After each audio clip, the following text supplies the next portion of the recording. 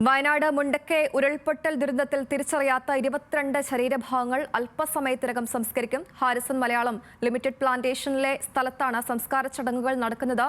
Soochipara sunrise വനമേഖലയിൽ തെരച്ചിൽ ഇപ്പോഴും പുരോഗമിക്കുകയാണ്. റിട്ടയർഡ് മേജർ ജനറൽ ഇന്ദ്രപാലിന്റെ നേതൃത്വത്തിൽ ഡ്രോൺ പരിശോധനയും തുടരുന്നുണ്ട്. സെന്റിനറി ബ്ലോക്ക് കേന്ദ്രീകരിച്ചാണ് പരിശോധന. ഇതിനോടകം മേഖലയിൽ നിന്ന് ഒരു മൃതദേഹം കണ്ടെത്തിയിട്ടുണ്ട്. വിവരങ്ങളുമായി ഹാരിസൺ എസ്റ്റേറ്റിൽ നിന്ന് AU രഞ്ജിത്തും ചുരൽമലയിൽ നിന്ന് അനുഘ റീജ ഭരതനുമാണ് നമുക്കൊപ്പം ചേരുന്നത്. ആദ്യം AU രഞ്ജിത്തിലേക്കാണ്. രഞ്ജിത്ത്, സംസ്കാര ചടങ്ങുകൾ എപ്പോൾ ആരംഭിക്കും? ഇന്ന് 22 മൃതദേഹങ്ങളാണ് സംസ്കരിക്കുന്നത് എന്ന് മനസ്സിലാക്കുന്നു.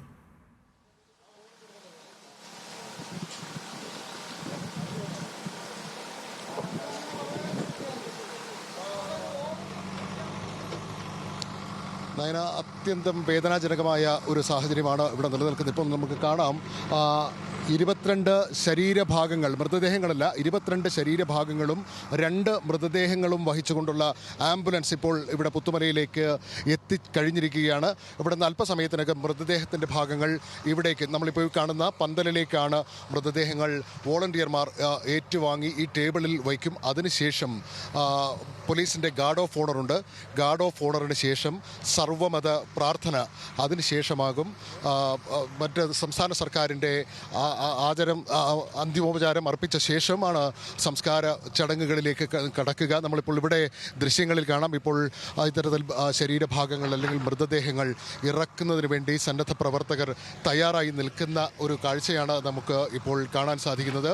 ഇപ്പോൾ നമ്മളുടെ ഈ സൈഡിൽ കാണുന്ന തരത്തിൽ ഇവിടെ ഒരുക്കിയിരിക്കുന്ന കുഴിമാടങ്ങളിലാണ് ഇത്തരത്തിൽ ഇവരുടെ അടക്കം ചെയ്യുക. താഴെ നമ്മൾ നിൽക്കുന്നതിൻ്റെ തൊട്ട് താഴെ ഭാഗത്തായി 22 പേരെയും അതിനുശേഷമുള്ള 22 ശരീരഭാഗങ്ങളും 2 മൃതദേഹങ്ങളും അടക്കം ഇവിടേക്കാകും, ഈ ഭാഗത്തേക്കായിരിക്കും കൊണ്ടുവരിക. ഇവിടെ ഈ കുഴികളിലായിരിക്കും അവരെ